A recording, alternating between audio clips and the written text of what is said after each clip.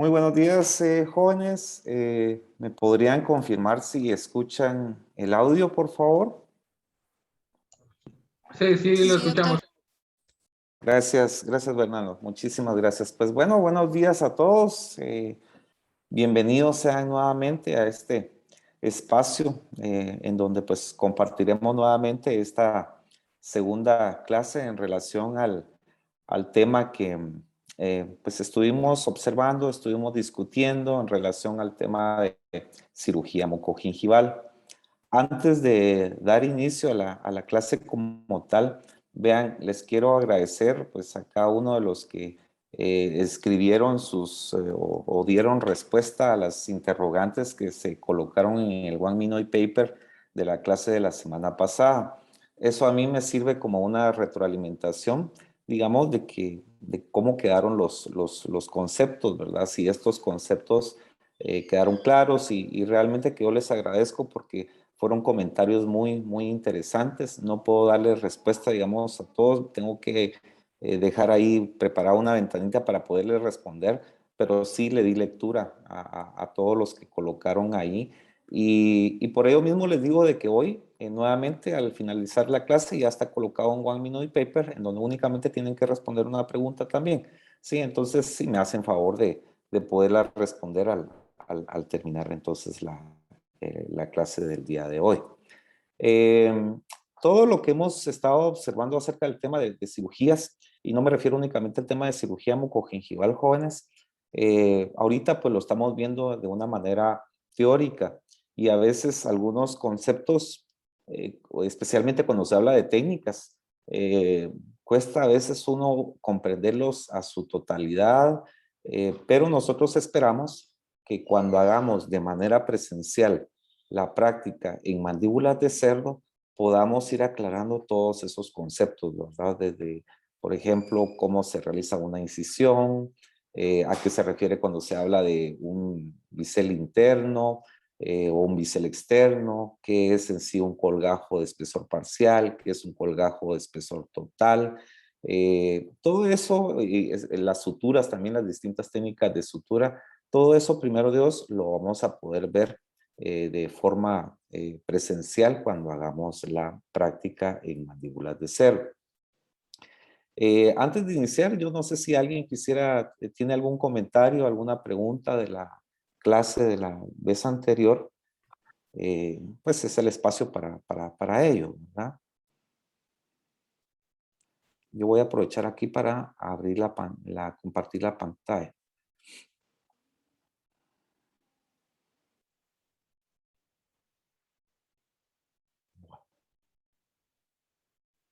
Bueno. Listo, pues jóvenes. Entonces, jóvenes, pues por ejemplo, dentro de los comentarios que muchos escribieron en el One Minute Paper, algunos decían, bueno, con la clase del día de hoy, pues aprendí lo que es la importancia, ¿verdad?, de mantener una encía queratinizada. Otros opinaban, bueno, el día de hoy aprendí a los distintos tipos de procedimientos de injertos que podemos ofrecer al paciente. Otros, por ejemplo, opinaban, bueno, dentro de lo que aprendí hoy, fue de que lo importante que es conocer cuáles son las distintas indicaciones y o objetivos de la cirugía mucogingival. Y vuelvo a recalcar en eso, ¿verdad, estimados futuros colegas? Que más que aprender, digamos, una técnica quirúrgica como tal, lo más importante es que sepamos en qué casos, por ejemplo, pudiera estar indicada un proceso de cirugía mucogingival. Yo les presentaba estas fotografías, ¿verdad? Que corresponden a una compañera de estudios de allá de la facultad cuando ella estuvo en quinto año. En este caso, por ejemplo, pues se indicó la ejecución de la colocación de un injerto gingival libre por el tema de que ella presentaba cierto grado de sensibilidad a nivel de esta recesión de Miller, probablemente una clase 2. Pero también pues vimos muchas otras indicaciones de la cirugía mucogingival. Y acá pues yo les presento, por ejemplo, Hay otros casos, ¿verdad? Por ejemplo, aquí vean a nivel de los premolares, ¿verdad? También son indicaciones, especialmente cuando estos premolares, por ejemplo, puedan llegar a servir como pilares, ¿verdad? Para una prótesis fija, juntamente con este molar, ¿verdad? Una prótesis fija o pilares para descansos de ganchos de una prótesis removible y no se cuenta con la suficiente cantidad de densidad adherida, pues ahí también puede estar indicado, ¿verdad? Igual las fotografías muestran la técnica, siempre preparando un lecho receptor, luego un lecho donante y luego llevando el injerto al lecho donante como tal, ¿sí? En otros casos, ¿verdad? Muchas veces se quiere para tratar la manera de aumentar la encía queratinizada en áreas donde existe una previa recesión gingival y uno quiere aumentar esa cantidad de encía queratinizada. Sin embargo, aquí vuelvo a repetir, ¿verdad? ¿Cuáles son algunas de las desventajas de este tipo de injertos gingivales libres? Que cuando se da el proceso de cicatrización, si ustedes se dan cuenta, por ejemplo, en esta fotografía que tienen a su lado derecho, generalmente el injerto cicatriza adquiriendo el color de la zona donante. Si la zona donante, pues es el paladar, pues generalmente la mucosa del paladar es una... pues es un área bastante, pues, de un color rosado mucho más claro que la mucosa adyacente del lecho receptor. Entonces, muchas veces esto para algunos pacientes puede ser que no sea algo estético, ¿verdad? Entonces, muchas veces, por ejemplo, esa es la razón por la cual estos injertos en áreas, por ejemplo, gingivales superiores, a veces no son las que tienden a realizarse, porque más aún, si el paciente tiene una sonrisa gingival alta, ¿verdad? El colocar un injerto de tejido gingival libre probablemente no será el más estético, ¿verdad? Y estos pues siguen siendo algunos ejemplos, ¿verdad? Igual, ¿verdad? Nuevamente, aquí es un caso de una recesión gingival, probablemente clase 2 o clase 3, porque miren, si ustedes se dan cuenta, ya hay una disminución de las áreas papilares interproximales, pero de igual manera, ¿verdad? Siempre se comienza con la preparación del lecho receptor, luego seguimos con la preparación del lecho donante. Aquí se da lo que les comentaba la otra vez, que siempre hay que tener cuidado con las áreas anatómicas, ¿verdad? Especialmente con el conducto, el agujero palatino posterior, por donde emergen vasos de un calibre considerable y por eso muchas veces se inicia la primera incisión de donde se va, que estoy señalando acá, generalmente en la porción media de la primera molar superior, o bien se puede iniciar desde la región mesial de la primera molar superior, ¿verdad? Entonces, bueno, luego de la cicatrización, ¿verdad? Vean cómo en este caso, por ejemplo, siempre lo mismo, ¿verdad? Cómo va adquiriendo, luego de 8 días, luego de 15 días, cómo va adquiriendo ya una tonalidad mucho más clara, ¿verdad? Entonces, estos son algunos, pues, ejemplos de lo que es el injerto gingival libre, pero esto es únicamente como para ir haciendo un como resumen a través de las distintas fotografías de lo que era el injerto gingival libre. En conclusión, un injerto gingival libre básicamente es aquel que vamos a remover y que pierde totalmente su irrigación, se desprende totalmente del área de donde del área donante se podría decir, y por eso se denomina libre, porque queda totalmente sin ninguna vascularización y por lo tanto su nueva vascularización va a depender del lecho receptor, en donde por ello se hace un colgajo a espesor parcial para que el periósteo que queda expuesto en el lecho receptor le pueda proveer de nutrición al injerto libre. Hablamos acerca de los procesos de cicatrización y hablamos también de que en las primeras 48 horas lo que se forma es una capa de fibrina, pero que une pues el injerto al lecho receptor. Pero del segundo al 11º día, pues ya se da la proliferación vascular, en donde se empiezan a crear la anastomosis de todos los vasos que van a nutrir a este injerto gingival libre. Y también concluimos que normalmente hasta el día 42 se da pues prácticamente una cicatrización completa en donde se da un engrosamiento total del injerto y con ello logramos ganar esa mayor cantidad de encía queratinizada. ¿Alguna pregunta hasta acá, jóvenes, de este primer tipo de injerto que hemos descrito? Yo, doctor, no me recuerdo si lo dijo o no y a mí se me olvidó. Sí, ¿Cuánto Willy. tiempo puede estar el injerto afuera? Ajá, o sea, como que sin irrigación. Ah, ok, ok. Es decir, desde el momento, digamos, Desde el corte, desde desde el que se... corte, ¿verdad? Ajá, ajá. Sí, lo más importante es que esto se haga inmediatamente, ¿verdad, Willy? ¿Verdad? Nosotros realmente cuando, por ejemplo, en la facultad, pues nosotros hemos hecho esto, normalmente es un procedimiento no tan largo, normalmente te podría decir que se lleva desde el momento en que se hace la preparación del lecho receptor hasta la colocación del injerto. Esto pudiera llevar unos 45 minutos, lo cual pues es un tiempo. Por eso al nomás sacar el injerto, yo les decía la otra vez, es importante que el injerto se humecte, ¿verdad? Y se humecte con suero fisiológico. Pero más o menos el tiempo, un tiempo prudencial, si vamos a hablar de tiempo, de lo que nos llevamos, es un procedimiento que puede llevar de una media hora a una hora, ¿verdad? Unos 45 minutos es un tiempo prudencial.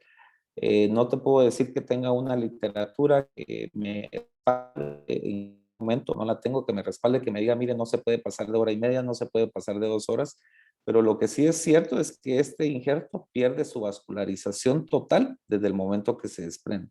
Por lo tanto, entre más rápido lo llevemos a su lecho receptor, es mucho mejor.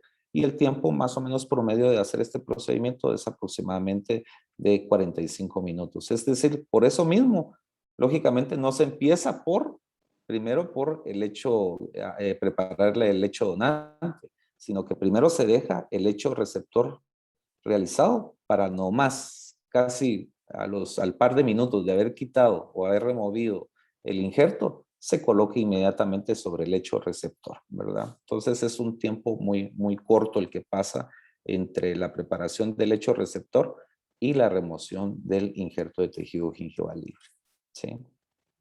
No sé, Willy, si alcanzo a responder ahí tu pregunta. Sí, doctor, muchas ¿Sí? gracias. Sí. No, a vos, gracias. Bueno, Otra pregunta, doctor. sí, Bernardo, te Em, escucho. Bien, nos habían explicado, o por lo menos en el documento, de que se debe hacer presión antes de colocar el apósito para sostener el tejido donado. El tejido, no. Lo que, Sí, pero, ¿por cuánto tiempo o por qué se hace? O sea, no se supone que debemos colocarlo y deba irrigarse lo antes posible. sí, tal vez ahí, fíjate que en ese documento, Bernardo, pues es una revisión bibliográfica y si te das cuenta, ahí hay varias menciones, ¿verdad? De varios artículos y menciona la colocación de un apósito, pero cuando dice apósito se refiere a un cemento quirúrgico, ¿sí? El cemento quirúrgico no es que, digamos, sí se puede colocar aquí a nivel de donde se coloca el injerto. Ahí sí te puedo decir de que hay una gran controversia porque algunos lo recomiendan y algunos otros no lo recomiendan. Porque el apósito o cemento quirúrgico muchas veces lo que puede formar es una mayor acumulación de placa dentobacteriana acá en el injerto. Desde el punto de vista de experiencia personal, y no sé qué opinarán los demás compañeros que hacen este tipo de procedimientos, pero desde el punto de vista personal, yo ya no, prefiero ya no colocar ese tipo de apósitos acá en el injerto, porque puede provocar mucha acumulación de placa bacteriana y eso sí puede entorpecer con el proceso de vascularización y cicatrización. Donde sí normalmente se deja un apósito o cemento quirúrgico es en el paladar. Si se dan cuenta acá, por ejemplo, y por eso buena tu pregunta, Bernardo, porque aquí yo les decía, por ejemplo, que el paladar cicatriza por segunda intención.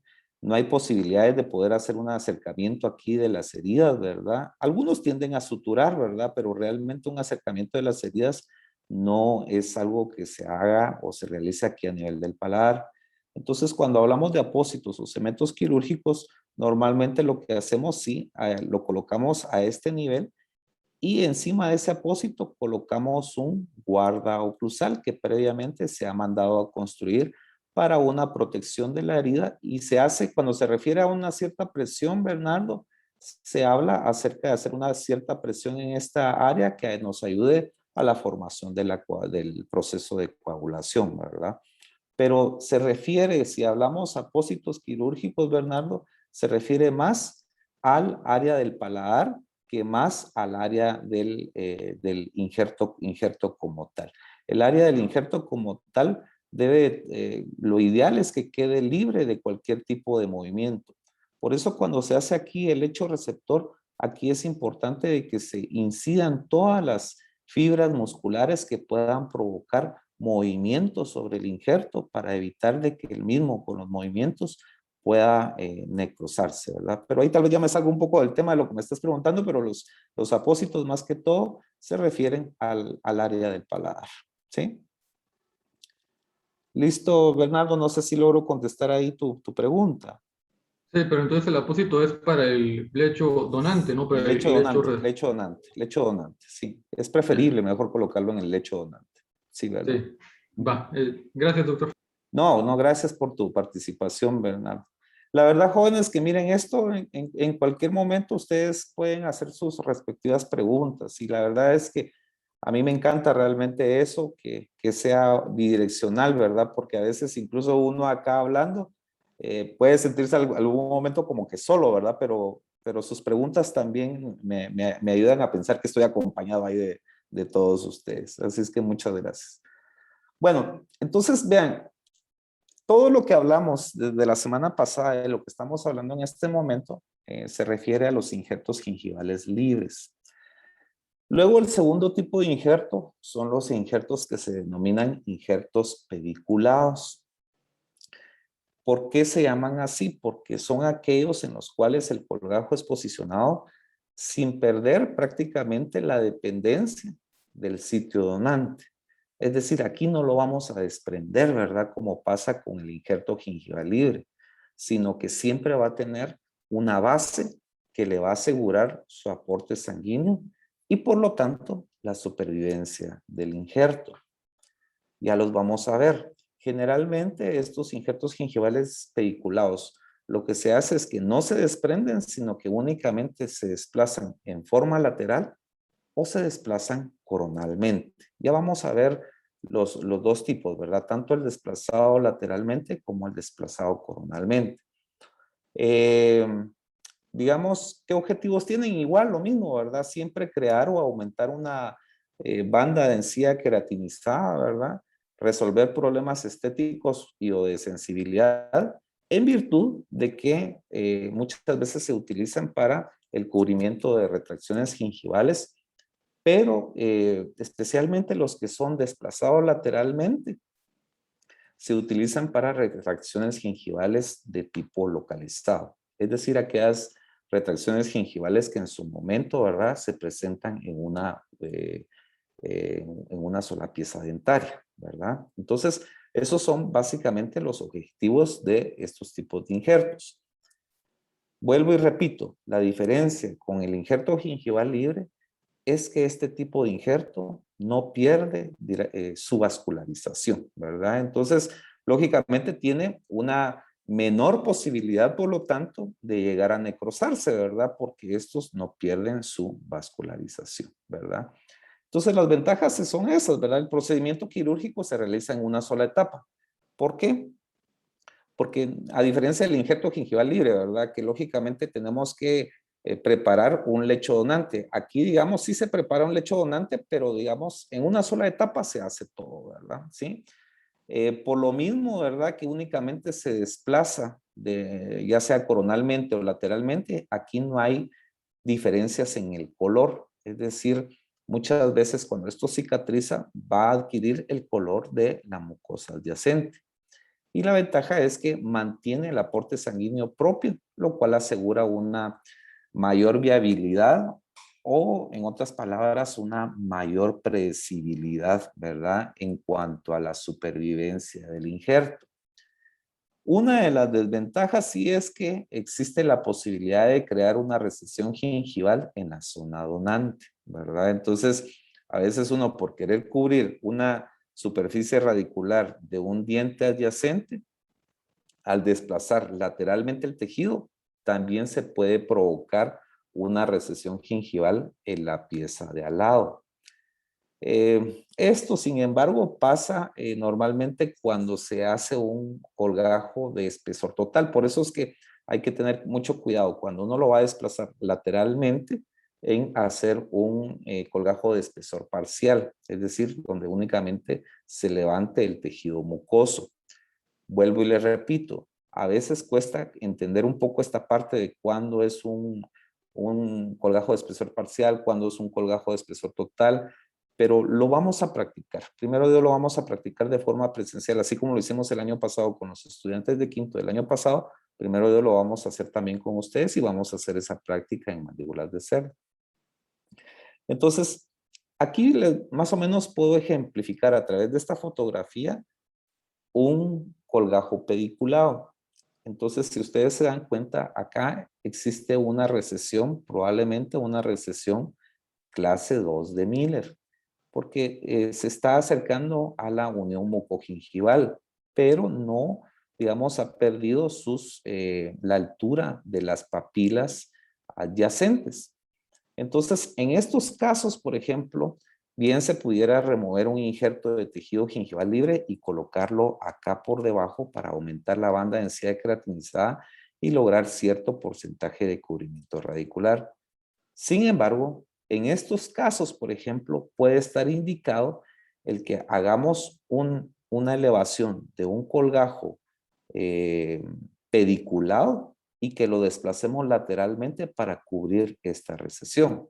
Es decir, vuelvo y repito, los colgajos pediculados generalmente se utilizan para cubrir recesiones gingivales únicas, valga la redundancia, ¿verdad? En una sola pieza, ¿verdad? Pero en este caso, normalmente lo que se hace es que se hacen incisiones en sentido diagonal, como lo estamos haciendo acá, y luego se unen con ciertas incisiones intracreviculares a espesor parcial y vamos desperiostizando toda la parte interna a fin de poder lograr la liberación de este colgajo sin perder su base, ¿verdad? Que le garantice la irrigación, y este colgajo ya lo desplazamos de forma lateral para que llegue hasta la unión cemento-esmalte y podamos cubrir esta recesión. ¿Cuál es la ventaja de este tipo de procedimientos? Vuelvo y repito, es que como viene de la misma mucosa adyacente, va a conservar el color de la mucosa que está dando el tejido donante. Y como no pierde su vascularización, tiene mayor predecibilidad. Entonces, este mismo caso, ¿sí? Es el caso que les estoy mostrando acá. Entonces, acá ven la incisión diagonal que se unió con la incisión intracrevicular. Ven que aquí no hay una exposición ósea, ¿verdad? Por lo tanto, no fue un colgajo de espesor total, sino que fue un colgajo de espesor parcial, en donde dejamos el periósteo expuesto y llevamos por medio de ciertas suturas el colgajo hasta cubrir por lo menos la unión cemento-esmalte o incluso más allá de la región coronal de la unión cemento-esmalte. Y por ello, jóvenes, es que recibe el nombre de injerto gingival pediculado, en este caso desplazado lateralmente, porque no pierde la base de su irrigación, ¿verdad? Entonces, este es el otro tipo de injerto que también puede existir. Luego de estos también existen los injertos de tejido conectivo que yo les decía, para mí es como una combinación de un injerto de tejido gingival libre y una combinación de un injerto pediculado. Pero antes de entrar de lleno a ese tipo de injerto, entonces era importante entonces que nosotros veamos la diferencia entre lo que es un injerto gingival libre y un injerto pediculado. En este caso, tanto la fotografía anterior como esta fotografía, lo que están ejemplificando entonces es un injerto de tipo pediculado. ¿Vamos bien hasta acá, jóvenes? Sí, doctor. ¿Sí? Gracias, gracias. Bueno, entonces, ¿a qué nos referimos con injerto de tejido conectivo? Un injerto de tejido conectivo, pues básicamente es un injerto que vean esta primera fotografía. Básicamente aquí lo que nos está ejemplificando es que siempre del área del paladar, es la más común siempre, se tiende a extraer un injerto que está completamente constituido por tejido conectivo. Es decir, muchas veces se levanta una como, a mí algunos profesores me lo decían, se levanta como una tapita epitelial y luego de levantar la tapita epitelial, pues ya dejamos expuesto todo el injerto de tejido conectivo para poder remover un tejido exclusivamente conformado por tejido conectivo o tejido conjuntivo. Luego, este tejido conectivo se lleva al área de donde se puede encontrar la recesión y se cubre mediante un colgajo que puede ir posicionado de forma lateral o bien un colgajo que puede ir posicionado de forma coronal. El colgajo de posicionado lateral ya lo vimos, es decir, es este que les mostraba acá, donde un injerto pediculado lo desplazamos de forma lateral. Ahora, un injerto desplazado coronalmente, ya lo vamos a ver más adelante, como su nombre lo indica, lo que se hace es que se trata de desplazar de forma coronal, es decir, se desperiostiza, digamos, toda el colgajo lo mejor que se pueda para liberar toda la tensión muscular que tenga un colgajo y se trata la manera de desplazar en sentido coronal, ¿verdad? ¿Cuáles son las ventajas de un injerto de tejido conectivo? Yo siempre digo en este caso, primero que se hace una combinación de un injerto gingival libre porque al final de cuentas el tejido conectivo también de alguna forma pierde su vascularización, pero se va a combinar con este injerto desplazado coronalmente, lo cual va a ayudar o puede representar un injerto pediculado y lo cual va a ayudar a proveerle de una mejor irrigación a este injerto de tejido conectivo. Entonces, esa es una de las ventajas. Se considera que un injerto de tejido conectivo es menos doloroso que un injerto de tejido gingival libre. Muchas veces es menos doloroso o la razón por la cual es menos doloroso es porque en algunas ocasiones al quitar este tejido conectivo, como esta tapita epitelial no se remueve, esta tapita epitelial nuevamente se puede llevar se puede llevar nuevamente a cubrir el área que dejó desocupada el tejido conectivo. Por lo tanto, no tiende a provocar mayor dolor como si sucede en los injertos de tejido gingival libre. Como normalmente el injerto de tejido conectivo va a ir cubierto por un colgajo desplazado coronalmente del mismo sitio, no va a haber una alteración en el color, ¿verdad? Entonces, al no existir una alteración en el color, se podría decir que un injerto de tejido conectivo es mucho más estético en comparación con un injerto de tejido gingival libre. Por lo tanto, el injerto de tejido conectivo nos puede servir mucho más aún para un cubrimiento radicular de una recesión clase 1 o clase 2 de Miller sin que se produzca esa alteración de estética, ¿sí? Ahorita les estoy dando toda esta teoría, pero veámoslo de una mejor manera en fotos y creo tener por ahí un video que nos puede ayudar a poderlo comprender de mejor manera.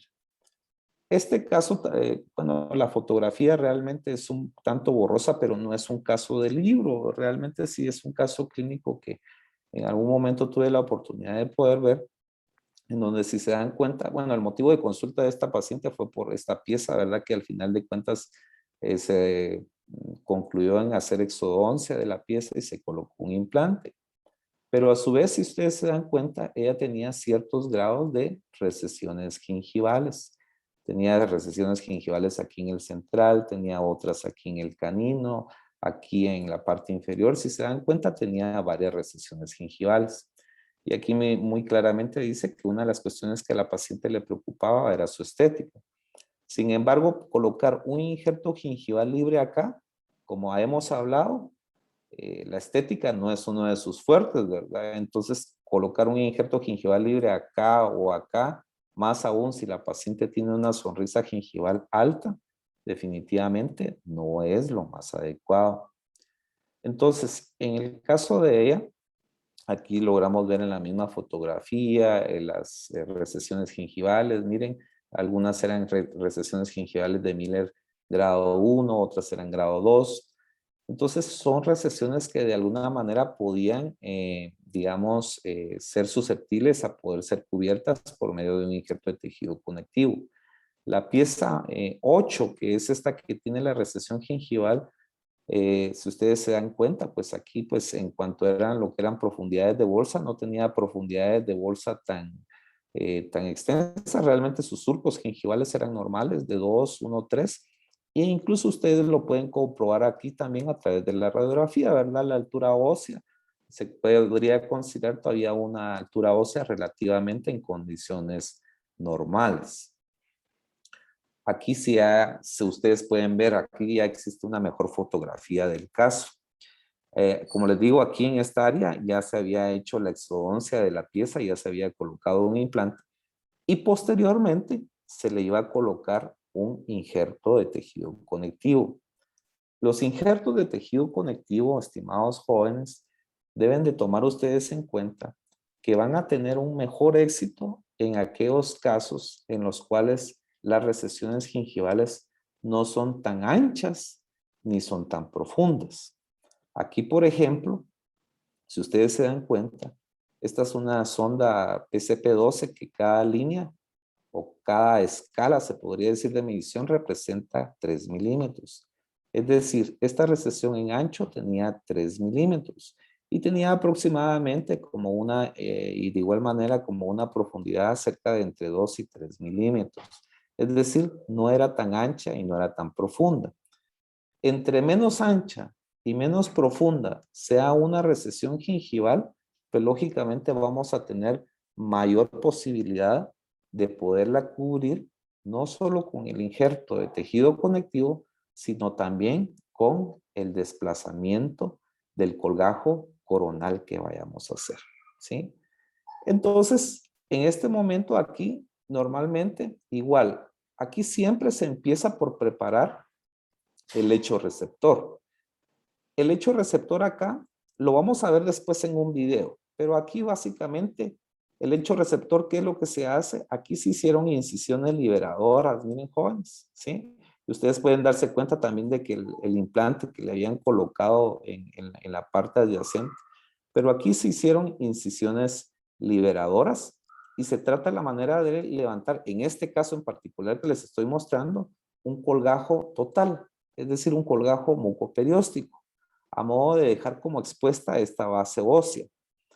Y se trata la manera en el fondo del colgajo de desinsertar todas las inserciones musculares o periósticas que puedan haber acá, con el fin de que nosotros podamos, voy a utilizar esta palabra, que nosotros podamos jalar completamente el colgajo en dirección coronal, ¿sí?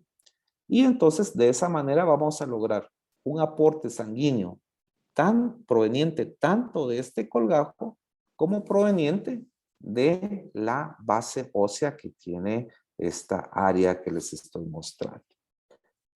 Luego de preparar ese lecho receptor, jóvenes, de la misma manera que preparamos, nos vamos al área donante y preparamos la extracción del tejido conectivo.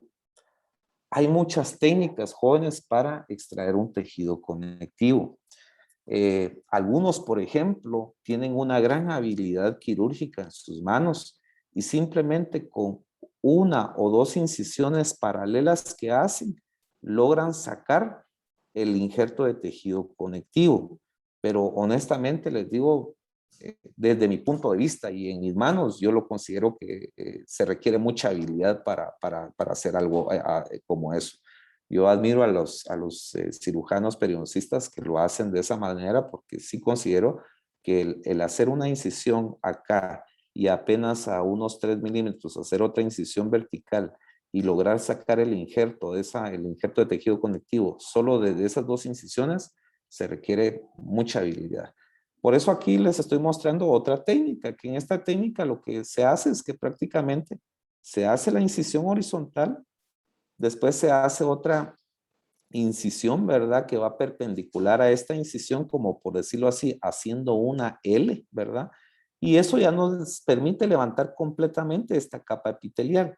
De esa forma ya dejamos descubierto todo el tejido conectivo que queremos extraer. Entonces luego ya nos vamos a hacer incisiones en esta área, en esta área, en esta área y en esta otra área, prácticamente en los 4 lados, y ya logramos sacar un injerto de tejido conectivo.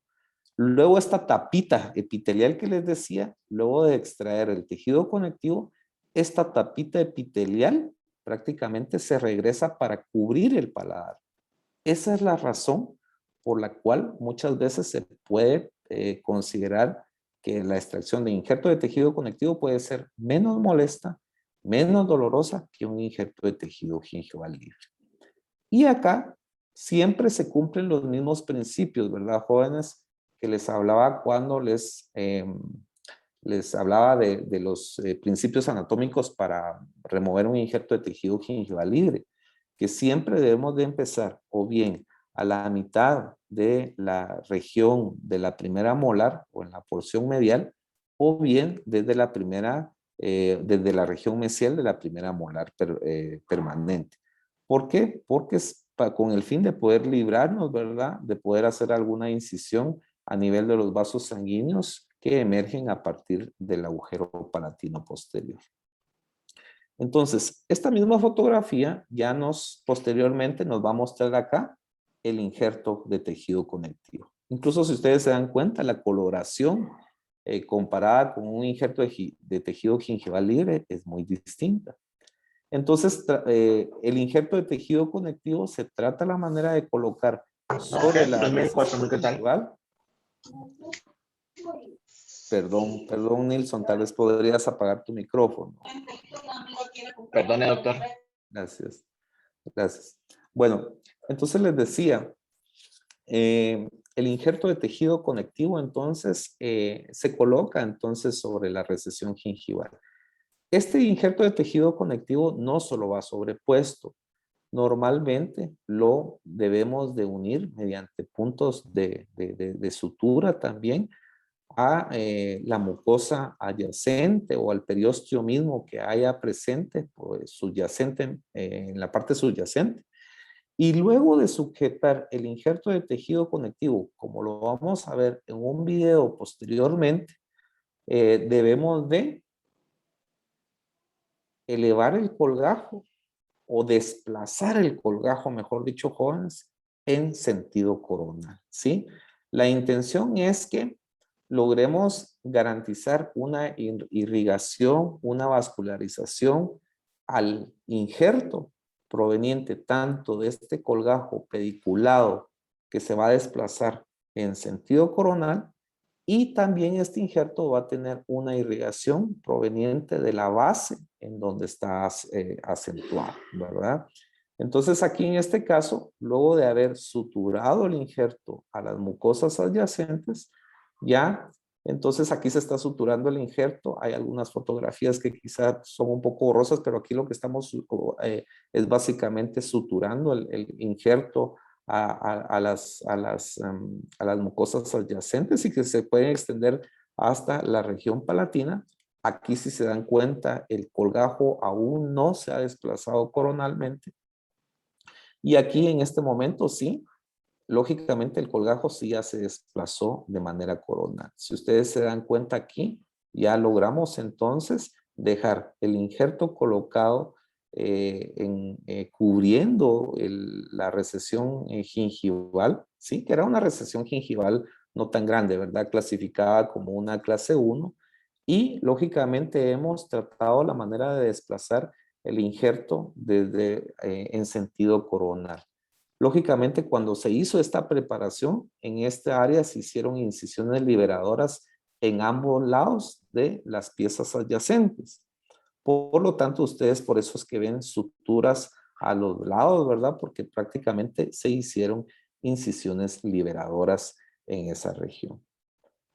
Por lo tanto, estimados jóvenes, si ustedes se dan cuenta aquí, se dio una combinación prácticamente de un injerto libre que representa el tejido conectivo y se dio una combinación de un tejido pediculado, de un colgajo pediculado, porque este prácticamente fue el que se está desplazando de forma coronal y que nos está aportando un mejor, valga la redundancia, aporte sanguíneo a este tipo de injertos, ¿verdad? Entonces, la verdad es que son bastante predecibles, pero creo que la técnica como tal, la técnica quirúrgica debe depurarse muy bien, ¿verdad? Porque son técnicas quirúrgicas que hasta cierto punto un tanto como delicadas, que tienen que hacerse con mucha delicadeza y con mucho cuidado para tratar la manera de conseguir los objetivos que queremos alcanzar, ¿verdad? ¿Van conmigo, jóvenes, hasta este momento? Sí, doctor. Sí, Yo tengo doctor. una pregunta. Sí, Willy, decime. No sé si puede regresar la diapositiva. Sí, es importante porque esta diapositiva como tal. Sí, es que he visto que en algunos casos las incisiones se hacen acá, digamos. Perdón que esté marcando. No, no, dale, marca. Y a veces se hacen aquí como al nivel como al nivel de la papila, digamos. Entonces, Sí. ¿en qué casos podríamos hacerlo? eh, Mira, ¿Cuáles, ahí digamos? déjame las marcas. Perdón, No las perdón. quites, Las déjalas. voy a dejar. Ahí está. Ahí está. Fíjate, Willy, que gracias por tu pregunta. Muy buena la pregunta, porque fíjense que vamos a ver en el video, pero fíjense que hay ciertas técnicas, por ejemplo, de que nos dicen, miren, traten ya la manera de evitar hacer incisiones verticales. Y muchas veces nos dicen eso porque lógicamente entre menos incisiones verticales hagamos, pues lógicamente el posoperatorio va a ser mejor y hay una mejor garantía de que se logre una vascularización, que no se interrumpa con la vascularización. Entonces, eso en primer lugar, que hasta donde las podamos evitar, mucho mejor. Lo que sucede es que a veces uno también cuando estamos haciendo esto, decís, bueno, pero ¿cómo puedo hacer entonces? Si no evito estas incisiones verticales, ¿cómo voy a hacer yo para poder, como les decía, jalar mi colgajo para poderlo desplazar coronalmente? Entonces, muchas veces las incisiones verticales es conveniente hacerlas y mejor si esas incisiones verticales las desplazamos mucho más allá de la unión mucogingival para que nos permita ir rompiendo todas las inserciones musculares que hay por debajo y poder lograr ese desplazamiento coronal que deseamos. Por eso es que las incisiones verticales algunas veces sí se hacen necesarias. Ahora bien, ¿en dónde se deben de ubicar esas incisiones verticales? Y por eso me agrada estas líneas que hiciste aquí, Willy, porque definitivamente estas incisiones a nivel, digamos, se podría decir que como de la mitad del margen gingival, estas incisiones verticales no son convenientes. Y eso en la literatura lo vamos a comprobar y cuando estemos también haciendo las prácticas en las mandíbulas de cerdo, a pesar que las mandíbulas de cerdo, pues el tejido, podemos encontrar mandíbulas de cerdo donde el tejido sea muy delgado, pero sí logramos cumplir con los objetivos, pero yo te diría que de estas dos, lógicamente la más conveniente es esta que dibujaste acá, porque acá lo que pretende una incisión vertical y que en realidad las incisiones más que todo van siempre dirigidas en una forma diagonal. Son incisiones liberadoras, pero en una forma diagonal y que deben de ser de una manera tal que conserves la papila, así como así como estoy marcando aquí en el cursor, las incisiones deben de ir, son incisiones liberadoras, pero deben de ir como en esta dirección, conservando la papila de ambas piezas adyacentes, ¿sí? Si lo hacemos acá como lo dibujaste, Willy, lo más seguro es que podamos suturar acá, pero corremos mucho riesgo, primero, de alterar la vascularización y segundo, de poder crear algún problema con la cicatrización de la papila interdental. Acordémonos, estimados futuros colegas, que una de las áreas que más cuesta poder regenerar posteriormente son nuestras papilas, ¿verdad? Entonces, las papilas siempre tenemos que hacer incisiones para tratar la manera de conservarlas.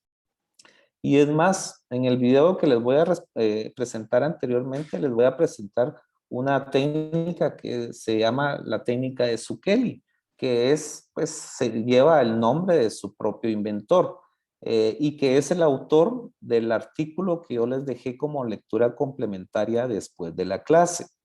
Y ahí ustedes se van a dar cuenta que él, en primer lugar, en su técnica, trata la manera de evitar esas incisiones liberadoras.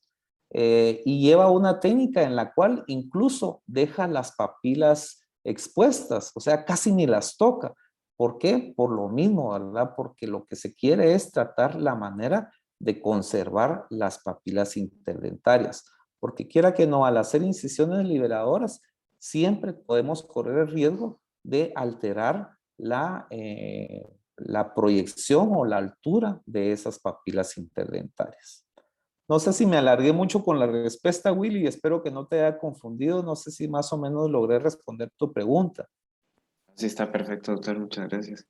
Pero fíjate que, gracias, Willy, pero fíjate que tu pregunta la vamos a poder resolver de mejor manera en este video. Tal vez te borras las líneas, puedes borrar, gracias. Entonces, este video muestra la técnica de Zucchelli, de Giovanni Zucchelli. Entonces, esa técnica, incluso en el artículo que les di, me parece que ahí lo mencionan, es un artículo de lectura complementaria con fines de evaluación. Igual el principal artículo, o mejor dicho, documento que vamos a utilizar es el documento de apoyo a docencia que les compartí, pero el otro artículo, cuando tengan tiempo, yo sé que ustedes están tal vez muchos muy saturados de trabajo, pero cuando tengan tiempo, denle en lectura, ¿verdad? Y ya que es el mismo autor y es el autor de este video.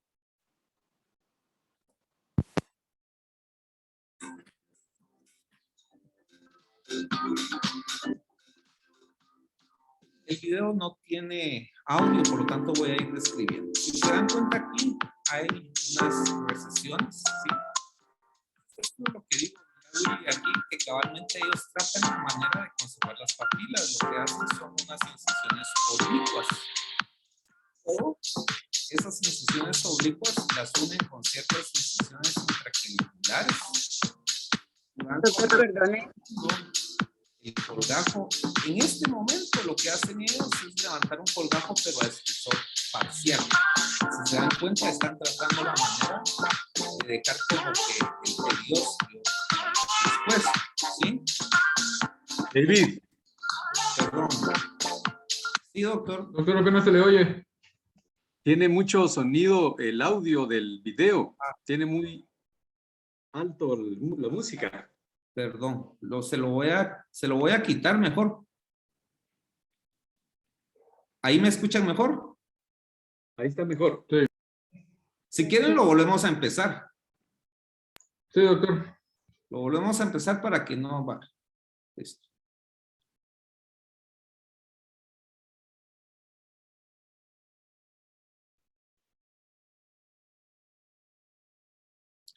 Entonces les comentaba, ¿verdad? Aquí lo que empiezan haciendo son unas como incisiones oblicuas, es decir, si se dan cuenta están como que conservando las papilas, ¿verdad?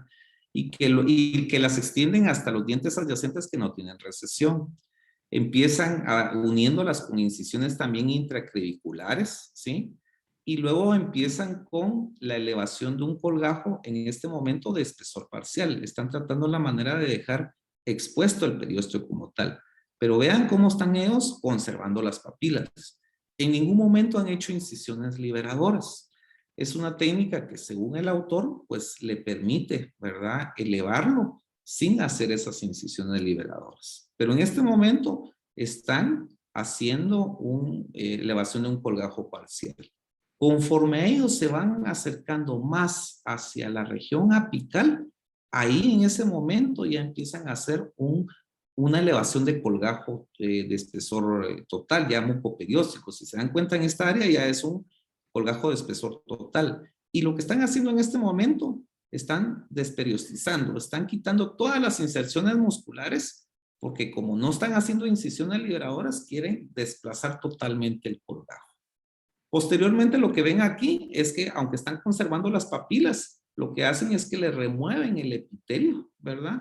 Con el fin de poder dejar expuesto el tejido conectivo de las papilas, lo cual pues también va a garantizar un mejor aporte sanguíneo al injerto que posteriormente van a colocar en esa región. Posteriormente, pues hacen una preparación de las superficies radiculares, ¿verdad? Donde hacen un alisado radicular de las mismas, ¿verdad? Vean aquí cómo ellos remueven el injerto de tejido conectivo. Ellos lo remueven completamente con todo y epitelio. Y si se dan cuenta, empiezan en la parte media de la primera molar superior. Pero aquí lo están quitando todo completamente. Están quitando epitelio y están quitando el tejido conectivo completamente, ¿verdad? Aquí sí no están quitando esa tapita de la cual yo les hablé inicialmente, sino que están removiendo. Aquí están removiéndole todo el tejido graso que tiene el injerto y luego le van a remover el epitelio, ¿verdad? Externo, a fin de dejar un tejido conectivo que, como les dije anteriormente, ves que por lo menos mida de 1.5 a 2 milímetros. Aquí aproximadamente mide 1.5, ¿verdad? Entonces, aquí pues le colocan unas proteínas de esmalte que hacen como una preparación de las raíces, ¿verdad? Luego lavan con suero fisiológico a modo de dejar limpia el área y suturan el injerto de tejido conectivo al periósteo mismo. Por eso al inicio hacen un colgajo de espesor parcial, ¿verdad? Entonces lo suturan, si se dan cuenta, mediante suturas suspensorias. En la práctica nosotros vamos a ver todos los tipos de sutura y ahí han colocado el injerto para cubrir las 3 recesiones. Y después, ¿qué es lo que hacen? Desplazan el colgajo, ¿verdad? Lo desplazan en sentido coronal mediante, pueden ser suturas suspensorias, como las que están haciendo en este caso, o pueden ser colchoneros horizontales, pueden ser colchoneros horizontales modificados también. Todos estos tipos de sutura los vamos a practicar primero Dios en las mandíbulas de cerdo, pero es una mejor demostración de cómo en este caso esta técnica, que es la técnica de Zucchelli, logra lo que es prácticamente la combinación y la colocación de un injerto de tejido conectivo más un colgajo desplazado de forma coronal, ¿verdad?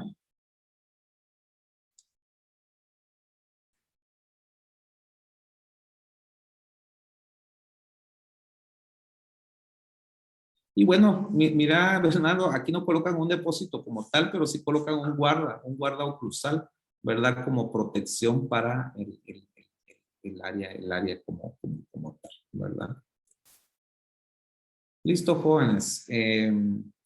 No sé si hay alguna pregunta hasta acá. Uy, se dio todo eso. ¿Perdón? No, que dan ganas de ya ir a la clínica y hacer estas cosas.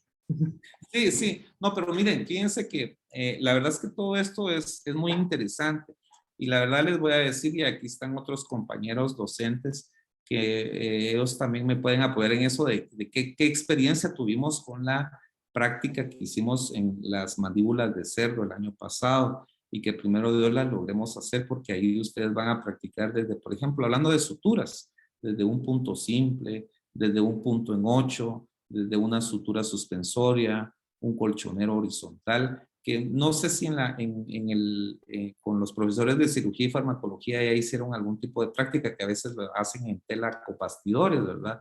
Pero lo bonito aquí que en las mandíbulas de cerdo lo vamos a hacer en un tejido, digamos que se asemeja lo más que se pueda al tejido humano. Entonces, ahí vamos a practicar también esos desplazamientos de espesor parcial, esos desplazamientos de espesor total, todo eso lo vamos a practicar ahí de esa manera. Y que primero Dios, así como lo hicimos el año pasado de forma presencial, lo podamos hacer este mismo año, ¿verdad? Bueno, como conclusiones de todo este tema que hemos tratado, entonces, jóvenes, Solo, David, le hicieron una pregunta en el chat, que si se usa Bicril y qué número en este tipo de cirugías. Bueno, normalmente, fíjense, jóvenes, que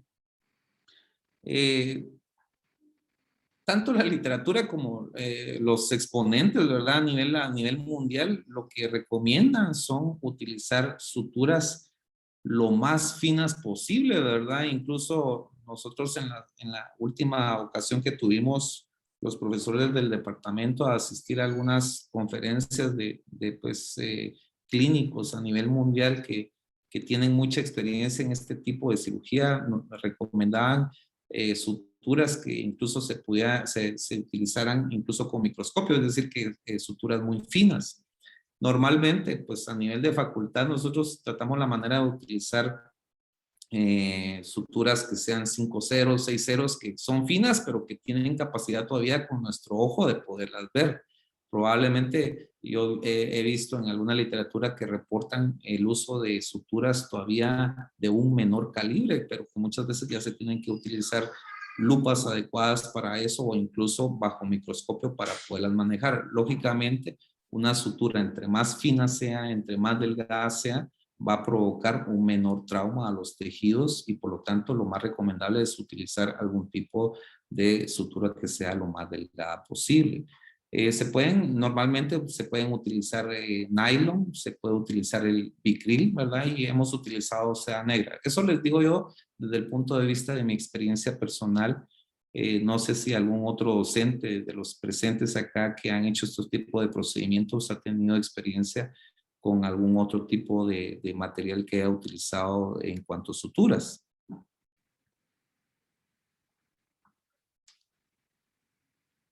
No sé si respondo ahí la pregunta. Bueno, es que fue una pregunta del chat, ¿verdad? Bueno, Una pregunta, doctor. Sí, Raúl.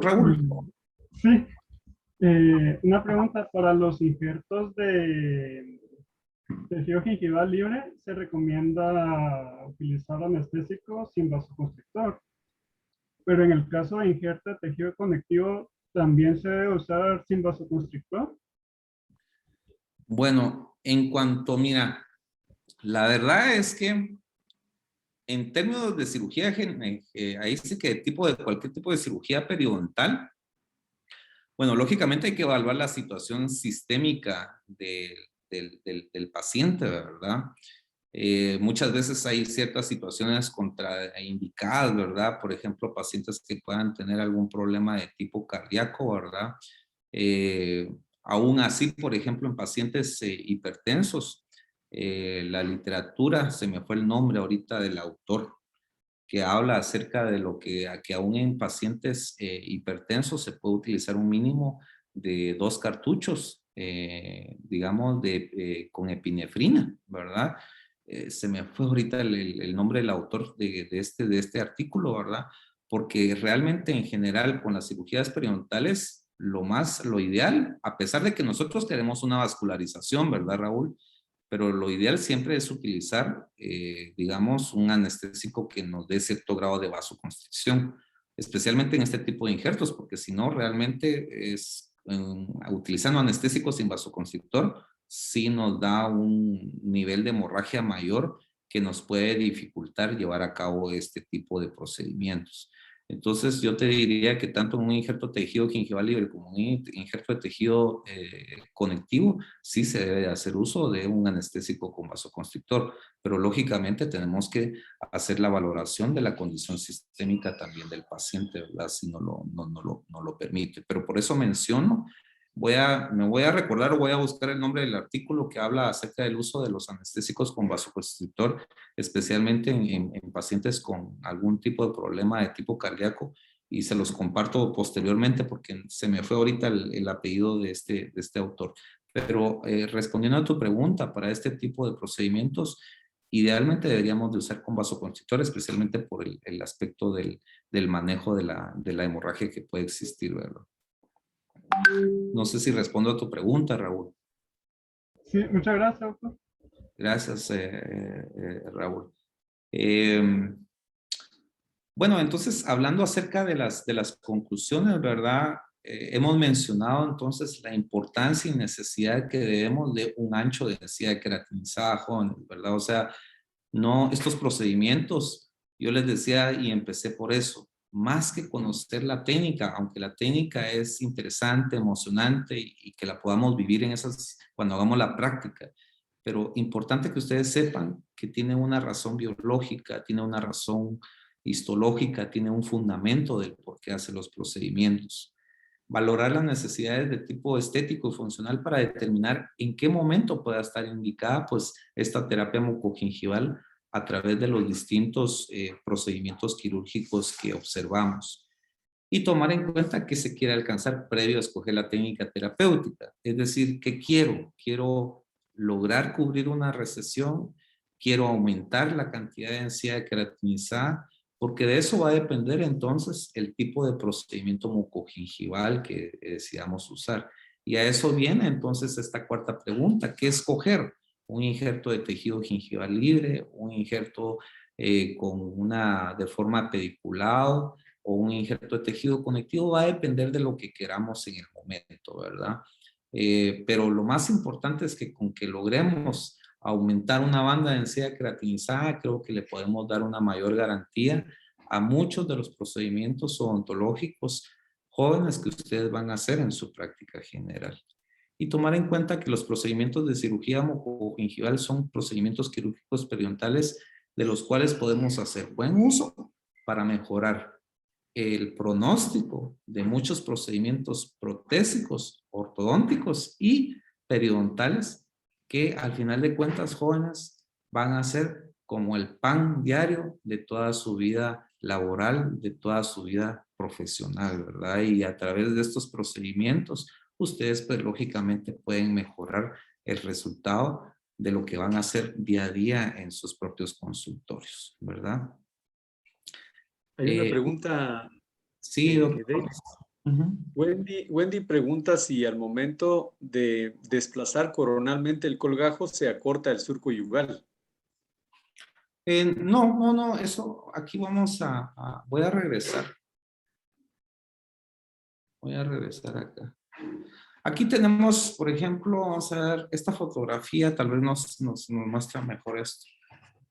Wendy, mira, cuando digamos este tipo de situaciones, algo que a mí se me olvidaba y que también la literatura lo reporta, es que cuando escogemos este tipo de procedimientos de hacer un injerto de tejido conectivo, idealmente también debemos de contar con un biotipo periodontal, mejor si es un biotipo periodontal grueso. Lógicamente, hacerlo en un biotipos periodontales delgados corre mucho el riesgo, digamos, de que podamos hacer un desgarre de los tejidos. Entonces, mejor si hay un biotipo periodontal grueso. Al haber un biotipo periodontal grueso, lo que se muestra aquí por debajo del colgajo es que, y lo vimos en el video, ¿verdad?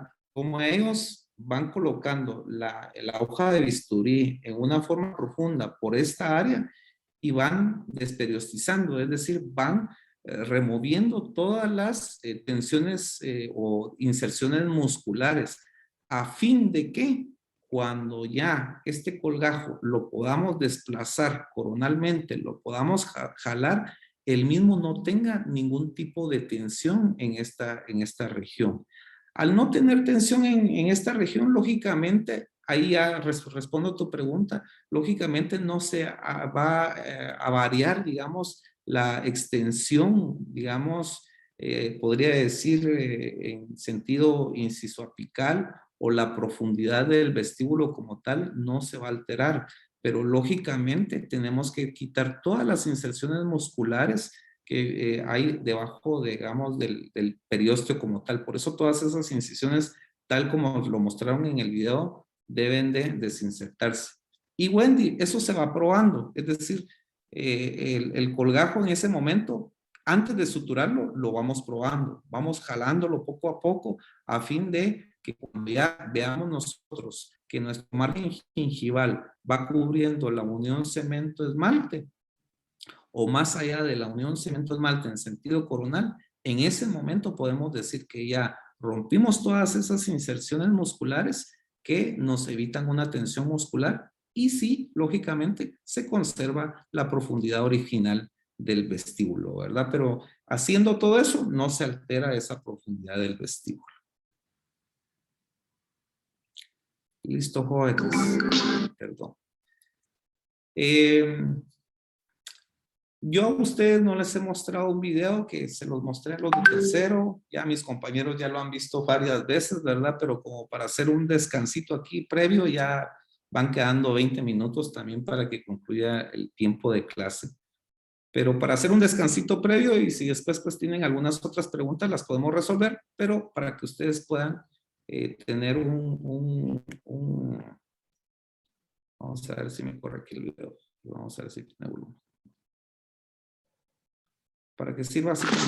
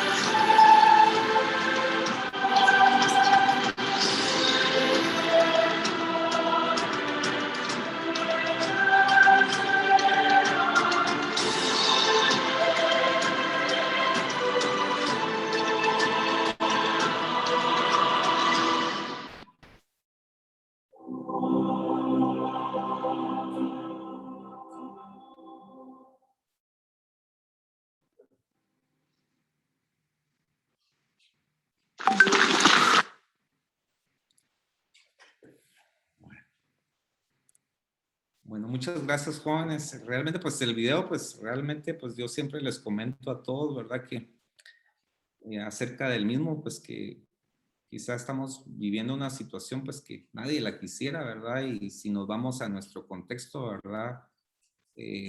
Todos estamos con el deseo, pues, ¿verdad? De que luego se reactiven nuestras actividades en la clínica, ustedes con sus requisitos clínicos, en fin, tenemos muchas situaciones, pero al final de cuentas, todos podemos hacer una influencia positiva, ¿verdad? Hay una influencia positiva no solo en nuestro entorno familiar, sino que en todo nuestro entorno estudiantil y en todo nuestro entorno laboral, ¿verdad? Pero al final de cuentas, este es un trabajo en conjunto y un trabajo en equipo. Nosotros desde el Departamento de Periodoncia, pues deseamos realmente, pues si tenemos toda la voluntad también, pues, ¿verdad? De poder, pues, influenciar positivamente en lo que esté dentro de nuestras posibilidades, a fin de que todo pueda ir corriendo de la mejor manera, ¿verdad, jóvenes? Y pues, primero Dios, que pronto podamos, aún en condiciones tal vez limitadas por la misma situación que estamos viviendo, pero que podamos tener ese regreso presencial, ¿verdad, jóvenes? Es lo que más deseamos, ¿verdad? En medio de todo. Voy a dejar aquí de compartir pantalla, jóvenes, y bueno, no sé si en el chat hay alguna otra pregunta, pero cualquier estudiante que quiera hacer algún comentario, alguna pregunta, que quiera abrir su cámara, lo puede hacer con toda confianza, o si alguno de los docentes quiere agregar o incluso corregir algo de lo que pude haber dicho en esta presente clase, pues también es el momento, ¿verdad? Para que pueda hacerlo. Doctor, yo tengo una pregunta. Sí, Willy, dime. Es que me dio como curiosidad de cuando son las incisiones muy largas, como la que nos enseñó en una imagen, si en esas incisiones se usa la técnica de anestesia infiltrativa igual, porque como van a ser varios pinchazos, por eso es que... Y hablando del maxilar superior. Hablando del maxilar superior. Ah, Sí, normalmente ahí, digamos, la técnica normalmente, te digo esto en mis manos o de manera personal que utilizo, es la técnica infiltrativa. Otra técnica pues podría ser la infraorbitaria, ¿verdad? Pero realmente con la técnica infiltrativa, Willy, no tenemos mayor inconveniente, ¿verdad? Lógicamente en técnicas de anestesia, pues ahí los profesores de cirugía y farmacología seguramente les hablarán de muchas técnicas, ¿verdad?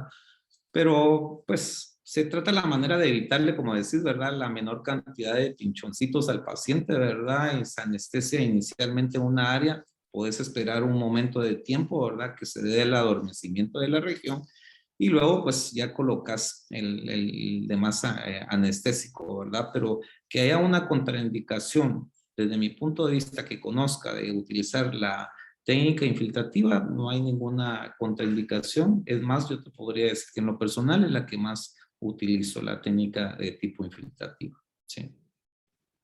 gracias. Vaya, Willy. No sé Doctor, si... Ajá, sí, Bernardo. a mí no me quedó claro por qué en ese procedimiento que nos mostró en el video, ¿por qué no se reduce la profundidad del surco si estamos tensionando el epitelio, lo estamos jalando hacia coronal? Si querés regresamos, sería interesante volverlo a ver, fíjate. Espérame, Bernardo, voy a ver si lo puedo compartir otra vez. Vamos a ver.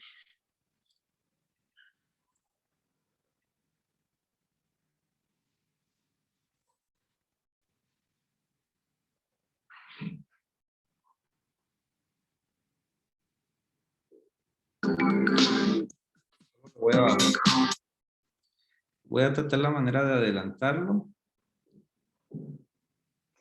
Bueno, aquí en este momento, mira, Bernardo, lo voy a detener. En este momento lo que están haciendo ellos es un colgajo, inician con hacer un colgajo de espesor parcial en este momento, ¿sí? Porque lo que quieren garantizar es que todo lo que esté cercano a las papilas y donde va a ir asentado el injerto de tejido conectivo le pueda proveer de una vascularización, ¿sí? Al tejido conectivo, ¿sí? Más adelante, ¿sí? Ya por acá, voy a adelantarlo un poco. Ahí por ahí, mira, desde ahí ya empiezan incluso a utilizar un periostótomo y empiezan a levantar el colgajo ya de un espesor total. Y ahí más adelante, ahí en este punto, van a empezar a romper todas las inserciones. Esto, aquí me voy a quedar, ahí me voy a quedar. Ahí es donde te vas a encontrar en esta profundidad, Bernardo, te vas a encontrar con un sinfín de inserciones musculares. Entonces, ellos aquí tratan la manera, lógicamente una de las formas en como uno puede garantizar esa extensión del colgajo en sentido coronal, es lo que les decía, haciendo incisiones liberadoras. Es mucho más fácil. Pero esta forma de, perdón jóvenes, fíjense, me dice ahorita que mi internet es inestable, por si me llegara a sacar me voy a volver a conectar, pero espero que no. Entonces, en esta parte de acá, Bernardo, aquí lo que están haciendo ellos, profundizando la hoja de bisturí, es, digamos, cortando todas esas inserciones musculares que no permitan que el colgajo se desplace coronalmente. Es decir, en otras palabras, lo que están es rompiendo las tensiones musculares. Entonces, al romper esas tensiones musculares de este colgajo propiamente dicho, lógicamente, se puede desplazarlo de una manera libre, sin ningún tipo de tensión, y por eso mismo la profundidad del vestíbulo no va a tener ningún cambio, ¿sí? Ahora, ¿qué pasará si nosotros no haciendo incisiones liberadoras y no haciendo la desinserción de todas estas, valga la repitencia aquí, inserciones musculares, ahí sí vas a dejar un colgajo muy tenso y el propio vestíbulo se puede ver afectado, pero más que el vestíbulo como tal, lo que se va a ver afectado, digamos, es como la garantía de una vascularización adecuada hacia el injerto, porque todo el colgajo va a quedar como muy tenso, ¿verdad? Entonces, no sé si a través de este video te pude responder, Bernardo. Sí, bastante bien. Sí, sí, muchas gracias. Gracias. No sé si alguien más, gracias jóvenes por sus preguntas, la verdad es que son muy enriquecedoras y bueno, yo siempre trataré la manera de responder, pero si hay algo que no lo sepa, igual yo se los averiguo, jóvenes. Doctor, perdón, yo tengo una duda también. Ajá, decime. Es que, pues, me dio mucha curiosidad que las incisiones sentí que eran como bastante amplias y ahí la parte en la que más adelante remueven la papila interdental. Entonces me dio Sí. curiosidad como, ¿qué pasa entonces con lo que hemos hablado antes de el surco gingival y el epitelio duodenal y todo eso?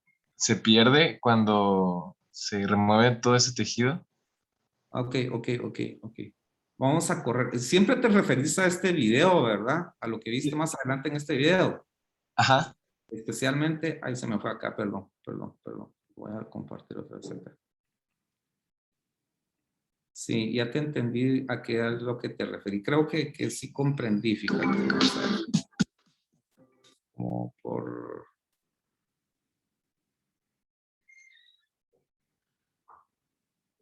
Acá, en esta parte. Acá, ¿verdad? Mira, no vi tu nombre, perdóname, repetiste tu nombre. Willy. Willy. Sí, Willy, mira, fíjate que acá precisamente lo que están haciendo es quitando el epitelio, ¿sí? ¿Sí? ¿Te das cuenta? Primero hacen una como incisión y después lo que hacen es que con unas tijeras muy finas van quitando como ese epitelio interno. Básicamente, aquí lo que nos tenemos que acordar es, digamos, de nuestros conocimientos histológicos, en el sentido, pues, que subyacente al epitelio lo que tenemos es el tejido conectivo.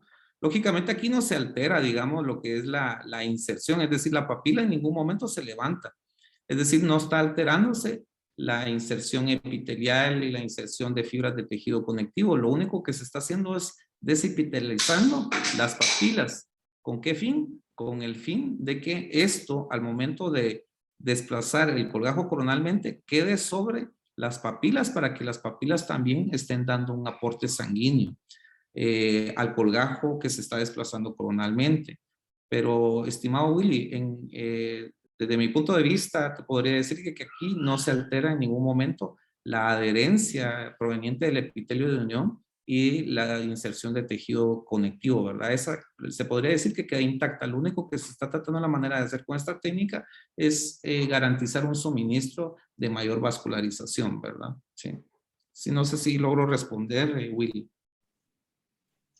Sí, gracias, doctor. Bueno, gracias a ustedes por sus intervenciones. Sí, doctor López. Quisiera aportar algo. Willy, muy buena pregunta, porque realmente hay procedimientos en donde sí se elimina todo. Usted... Perdón, fíjese, doctor López, que por lo menos yo no lo escuché, no sé si los demás lo escucharían. No sé si me escuchan, jóvenes. Doctor, sí la escuchamos. Sí, bueno. Perdón, yo no, es que mi conexión ya me está diciendo que está un poco inestable, pero gracias, doctor. No, yo no escuché, pero gracias por sus comentarios. Sí, entonces les decía que en algunas ocasiones en procedimientos como la cirugía periodontal se elimina totalmente todo el componente gingival, incluyendo la adherencia de epitelio y el tejido conectivo. Pero esa es la gran fortaleza de la biología periodontal.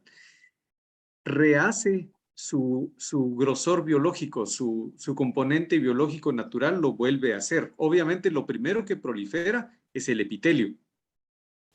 Por eso es que cuando se busca una regeneración periodontal, lo que hablaba Tonito Callejas, cuando se busca regenerar, se pretende poner una barrera, una membrana, para que el epitelio, que es lo que primero prolifera, no invada todos los espacios que uno quiere que se llenen de otros tejidos. Por ejemplo, uno quiere que se forme hueso, entonces coloca una membrana para evitar que el epitelio invada y llene todo eso. Ahora, en este caso, pues esa proliferación epitelial es deseable porque es lo primero que se adhiere nuevamente al diente. Y luego, uno quisiera que haya una nueva inserción de fibras. Si nosotros no lastimamos el diente, no quitamos el cemento, la oportunidad que se vuelva a insertar las fibras a esas fibras que quedaron todavía en el cemento, se hace de una manera relativamente rápida. Entonces, insisto, aunque uno corte todo el tejido gingival, vuelve a formarse esa nueva inserción tanto de epitelio como de fibras. A menos que ya se haya eliminado el cemento o que el cemento haya estado necrótico, pues solo se logra un epitelio largo, ¿verdad? Y con el tiempo, pues uno quisiera pensar que ahí hay una nueva formación de cemento y nuevo atrape de fibras y que se logra nuevamente una inserción. Si no, pues será a expensas de las fibras que quedaron que se logra esa unión. Únicamente gracias, chicos. Gracias, estimado doctor, por sus comentarios y de apoyo acá para las preguntas que se han formulado. ¿Alguna otra pregunta, jóvenes? Oye, me acaba de surgir una nueva. Ajá, sí, dime, Bernardo. Entonces, ¿raspamos o no raspamos la raíz? Porque según el video y lo que hemos leído, sí hay que raspar, pero según lo que dijo el doctor ahorita, no hay que raspar la raíz. ¿Qué hacemos? Se raspa cuando está contaminada, campeón. Si uno sabe que tiene bacterias y está embebida de bacterias, pues entonces elimina todo lo que está contaminando para que haya una nueva adherencia. Las bacterias no nos ayudan a una nueva inserción. Ahora, si nuestro objetivo es que haya una nueva inserción clínica, queremos que esa superficie esté lisa, esté libre de contaminantes. Por eso este procedimiento, si esa raíz quedó expuesta a boca durante mucho tiempo, uno supone que está llena de toxinas bacterianas. Entonces, la raspa. Esa intención de raspar es que ese tejido lastimado, a través de las proteínas de esmalte o endogain que pusieron ahí, se estimulen cementoblastos para que vuelva a formar una nueva capa de cemento y atrape fibras que vienen del tejido conectivo de la encía que se sobrepuso a ese diente. Gracias. Gracias, estimado doctor López. Creo que el doctor López dio la mejor respuesta ahí, Bernardo. Sí, que no se confunda eso de que no se debe raspar. O sea, aquí si te das cuenta en el video lo están haciendo, porque lógicamente lo que se quiere hacer es precisamente lo que decía el doctor López, ¿verdad? Que tenemos que descontaminar el área. Y antes, por ejemplo, algunos lo que hacían era que raspaban acá y luego colocaban como un ácido grabador, ¿verdad? Como una forma de preparación de la raíz a fin de descontaminar todo el área, ¿verdad? Y que sobre la misma se pueda dar ese proceso de una nueva inserción, ¿verdad? A ese nivel, o por lo menos una nueva formación de lo que se hablaba en las primeras clases, ¿verdad? De un epitelio de unión largo, ¿verdad? Pero sí, respondiendo a la pregunta, Bernardo, lo ideal sí es hacer un alisado radicular en el área con el fin, pues, de descontaminar toda la superficie radicular, ¿verdad? No sé si respondemos, Bernardo, a tu interrogante. Pero solo si la raíz estuvo expuesta a la boca. Sí, realmente acuérdate que al estar expuesta, pues lógicamente van a haber algunos contaminantes bacterianos, ¿verdad? Entonces, lógicamente, lo ideal es mejor hacer ese alisado radicular. ¿En qué situación no se debería raspar? Yo, desde mi punto de vista, yo te diría, mira, el ambiente bucal realmente es un ambiente bucal que siempre va a tener cierto grado de contaminación, ¿sí? O sea, no es tanto, digamos, de que no se debe raspar. Cuando haces este tipo de preparaciones, te estoy dando tal vez mi opinión muy personal. pero desde mi punto de vista siempre se debe hacer una preparación de la superficie radicular haciendo ese raspaje radicular para evitar esa contaminación radicular. Es como lo que se hablaba cuando hablábamos de la terapia periodontal para accesibilidad, ¿verdad? Las superficies radiculares están expuestas a esa contaminación del medio ambiente oral y por lo tanto se tiene que hacer ese raspaje y alisado radicular. Bueno, sí, ya entendí. Gracias, doctor. Bueno, Bernardo. No, gracias a ustedes por cada una de sus intervenciones, ¿verdad? No sé, todavía tenemos 4 minutos, jóvenes. Siempre me da pena con el tiempo, pero ahí vamos. Yo creo que ahí vamos con el tiempo todavía bien. No sé si alguien más quisiera hacer alguna otra intervención, jóvenes, o algún otro compañero docente que quiera hacer alguna otra intervención. Doctor, buenos días, disculpe. Gracias, Carla. Yo solo tenía duda de cuando usted dijo que era preferible que el biotipo de la encía fuera grueso, pero en dado caso que el paciente tenga un biotipo fino, ¿como qué precauciones se deberían tomar o se trabaja igual? Sí, sí, exacto. Fíjate que en términos generales lo que sucede es que un biotipo periodontal grueso, al levantar un colgajo mucoperióstico, pues te va a dar como que una mayor garantía de que el mismo no se vaya a rasgar. Generalmente con biotipos periodontales delgados, realmente lo que primero, si se va, no quiere decir que sea una cuestión que esté totalmente contraindicado, pero incluso la literatura indica mejor si se realizan en biotipos periodontales gruesos, pero generalmente en biotipos periodontales delgados, lo que se tiende muchas veces a preferir a utilizar es una técnica de injerto gingival libre para aumento de encía queratinizada, más que utilizar un injerto de tejido conectivo por los riesgos que existen de que se desgarre muy fácilmente ese colgajo que querés levantar, ¿verdad? Entonces, más en esos casos se utiliza más el aumento de encía queratinizada por injertos de tejido gingival libre.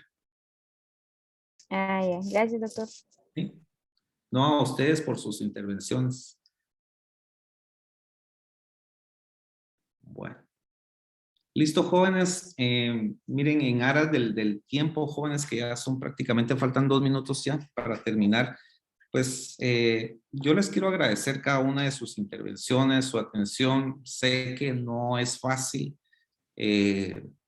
la secuencia de llevar una recepción de clases por vía virtual y puede ser que en algún momento ustedes se sientan como ya cansaditos de esta situación, ¿verdad?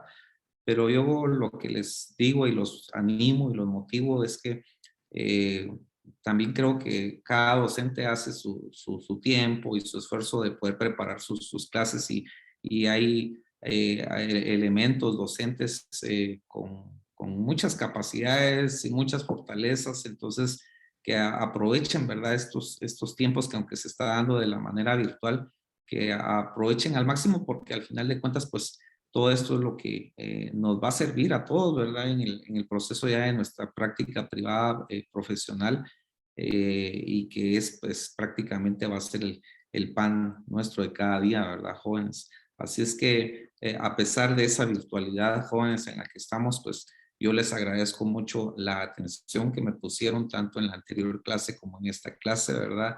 Que se ve ejemplificada por cada una de las preguntas que ustedes han externado. Y si hubiera alguna duda, pues tal vez el tiempo ahorita ya no nos lo permite, pero igual en las próximas clases, primero Dios, ahí se las podamos resolver de mejor manera.